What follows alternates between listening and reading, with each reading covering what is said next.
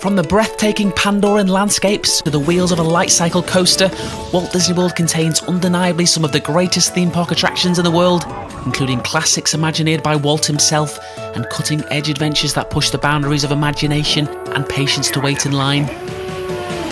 Hi, I'm a Frugal Brit, and for this video I'm going to provide a countdown of the top 10 best rides at Walt Disney World.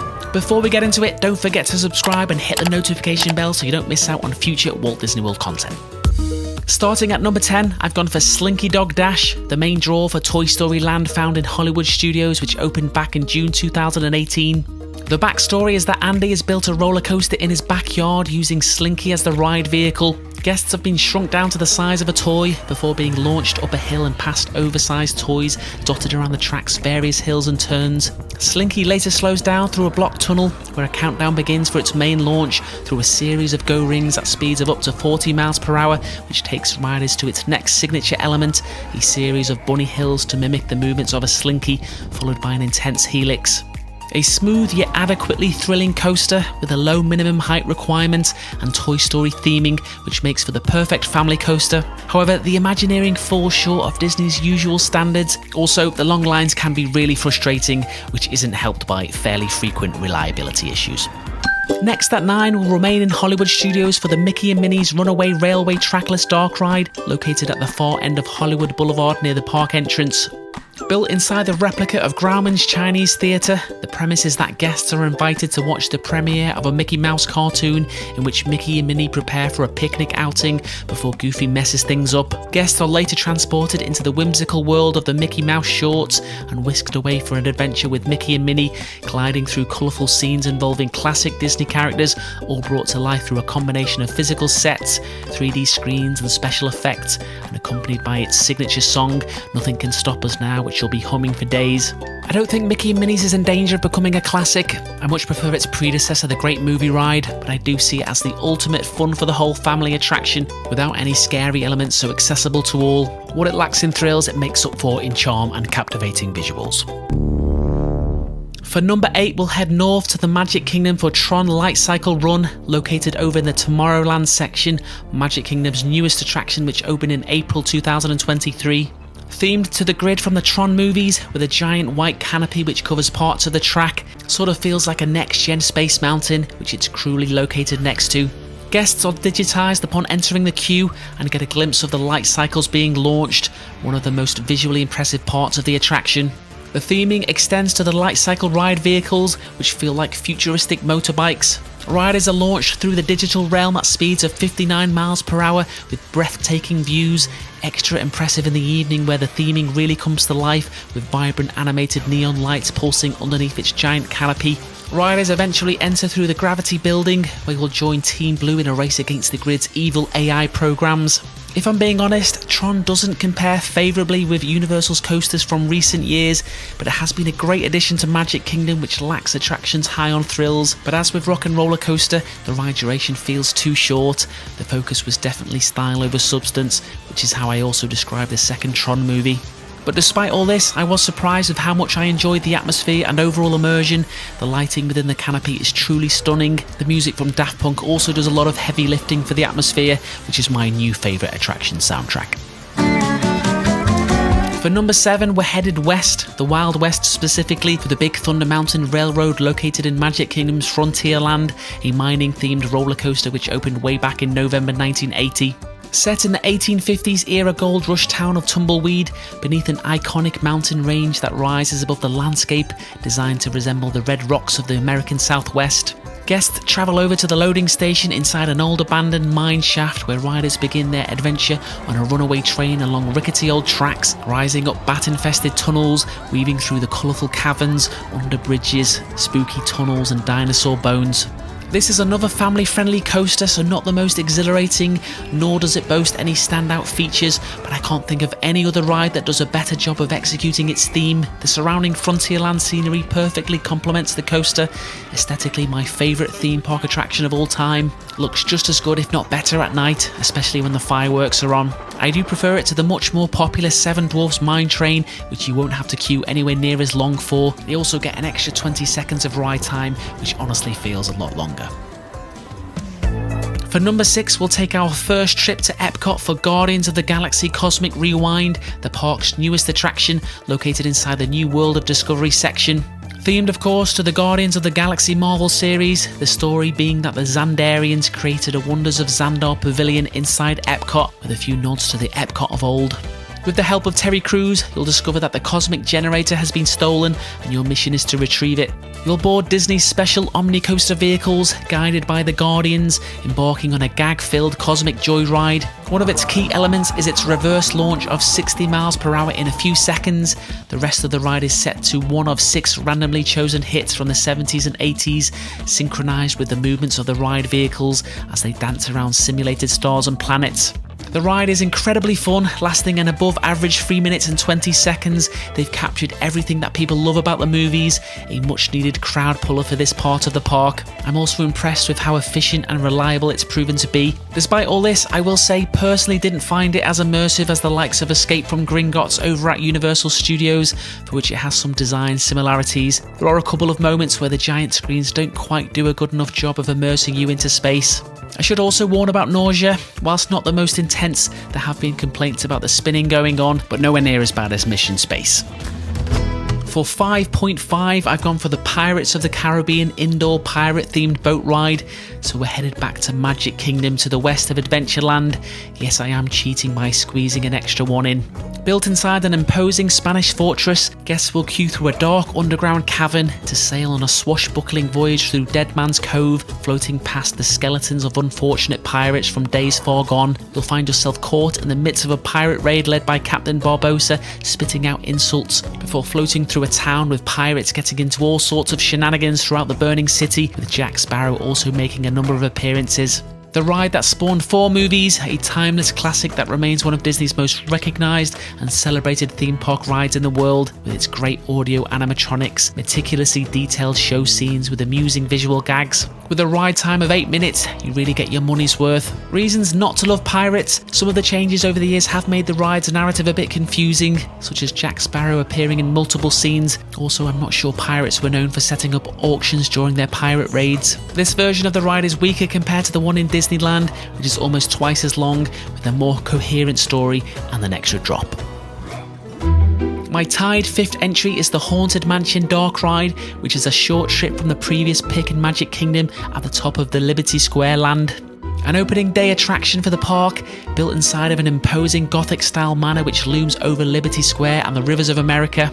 Once inside, you'll be ushered into the iconic stretching room, where a chilling voice sets the tone for the spooky adventure, later climbing into the Doom Buggy Omnimover vehicles, where the ghost host continues his narration throughout your tour of the mansion, filled with all sorts of supernatural phenomena, including Madame Leota's seance room of horrors and a spooky graveyard with singing ghosts. Haunted Mansion represents the absolute peak of Disney Imagineering, jam-packed with special effects, some that are centuries old, that still impress to this day over 50 years since it was brought to Magic Kingdom.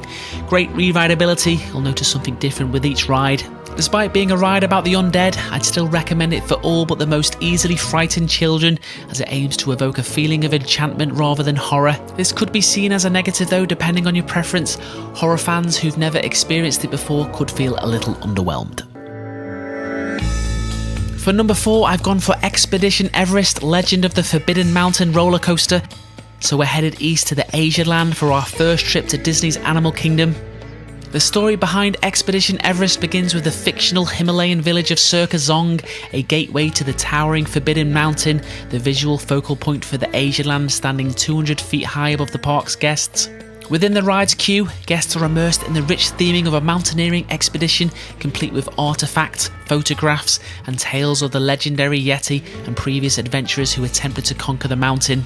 Once aboard the coaster, the train begins its ascent through an ancient temple. As riders climb higher, they'll eventually encounter broken tracks and signs of destruction from the Yeti. Suddenly, the train reverses, sending riders on a thrilling journey through darkened tunnels and caverns. You'll get a glimpse of the beast's shadow. As you escape, you'll head down the coaster's biggest drop, which reaches speeds of 50 miles per hour, before later being treated to Mr. Yeti in his blink or you'll miss it disco form, standing 25 feet tall. One of Disney's most ambitious attractions of all time, and was for a while the most expensive theme park attraction in the world. Whilst there's no loops or inversions, there's plenty of high-speed thrills, which when combined with its rich theming and compelling backstory, makes for a top-of-the-line coaster experience which integrates perfectly with the mountain's architecture, sort of like a Big Thunder Mountain on steroids. Reasons to be grumpy about Expedition Everest: the Disco Yeti was supposed to be a proper audio animatronic before it broke, and seems unlikely at this point that it'll ever be brought back. Also, can't say I'm a huge fan of the high-speed backwards helix part, which can make you feel a little queasy. At number 3, I've gone for the Twilight Zone Tower of Terror over on Sunset Boulevard at the top of the Hollywood Studios map, inspired by the classic TV series The Twilight Zone. The foreboding and abandoned Hollywood Tower Hotel stands at 200 feet, dominating the park's skyline. Guests enter through the hotel's deserted grounds before stepping inside a glamorous Hollywood-era 1930s-style lobby adorned with cobwebs, dusty furniture and old belongings that highlight the hotel's haunting history. After the pre-show, guests are ushered through to the mysterious service elevators, which take you up on a trip to the 5th dimension.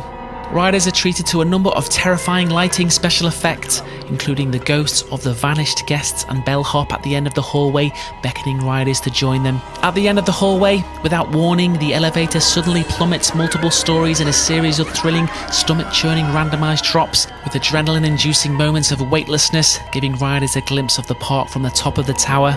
The second best ride in this park, in my opinion. The ride experience is similar to most drop tower rides, which is the only negative thing I can say about it. But thanks to masterful Imagineering through its Twilight Zone backstory and special effects, it flawlessly delivers on its concept with masterful use of suspense. I can't think of any other ride that has a better atmosphere than Tower of Terror.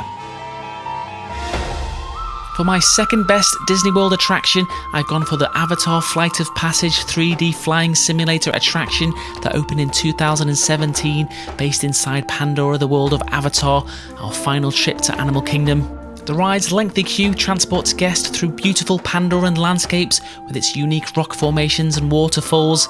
Its meandering passageways lead you through a series of caves towards an abandoned research bunker, which nature has begun to reclaim. Inside the lab, you'll pass a Navi avatar encased in a giant water-filled tube. The ride's pre-shows explain how humans and the Navi are attempting to restore the Banshee population to its natural levels. After this, you'll grab a pair of 3D goggles before linking to an avatar on the back of a Banshee, which takes you soaring through the breathtaking landscapes, including lush forests, towering mountains and vibrant bioluminescent flora. The 3D projections, combined with the vehicle's motion and synchronized effect, create a thrilling and immersive experience. Riders will feel a Banshee breathing beneath them, experience the wind in their face, and even smell the Pandoran scents and mist during the flight. Breathtaking is maybe the most overused word when it comes to describing theme park attractions, but Flight of Passage leaves everyone in awe with its unparalleled immersion despite being a screen-based attraction. Fortunately, it doesn't suffer from the same image distortion on the sides like Soarin' and Epcot. Only thing I don't love about Flight of Passage is that the pre-show videos do become quite tedious, especially when you've ridden it more than once.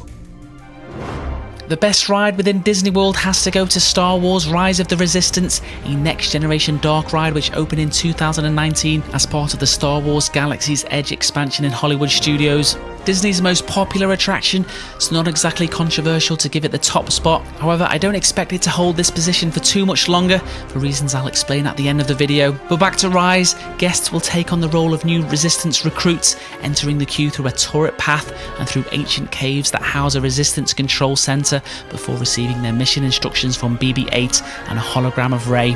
But the mission turns out to be a trap, and guests are intercepted and taken prisoner into the Star Destroyer, surrounded by stormtroopers. You'll take part in an elaborate escape against the First Order on the trackless ride vehicles with the help of famous friends. You'll sneak under giant AT-ATs and dodge fire from stormtroopers, hoping to avoid the wrath of Kylo Ren. This outrageously ambitious ride genuinely feels like you've been transported into an action movie, combining 4 different ride experiences, walkthrough environments, trackless vehicles, a motion simulator, and even an elevator drop, all which feature giant set pieces and state-of-the-art special effects, backed up by a cohesive and captivating story. There is a big downside though. All this technology and complexity makes it very prone to breakdowns, which when combined with its popularity can produce eye-watering wait times. Now, Now, I couldn't end this video without mentioning my all-time favourite Disney World ride, which is Splash Mountain, which was permanently closed due to the controversy around its source material. But the good news is that Disney will be retheming the attraction to the Princess and the Frog movie and will be known as Tiana's Bayou Adventure, where guests will join Tiana on a journey into the bayou scheduled to open late in 2024. I'll include a link to all the latest information in the video description. Very sad to see it go, but I am absolutely certain that its replacement will be just as good, if not better. Well, that's it for this video. Thanks for watching. As always, love to hear your thoughts when it comes to rankings. Be sure to check out my other Disney World videos and subscribe with the bell to be notified of future ones.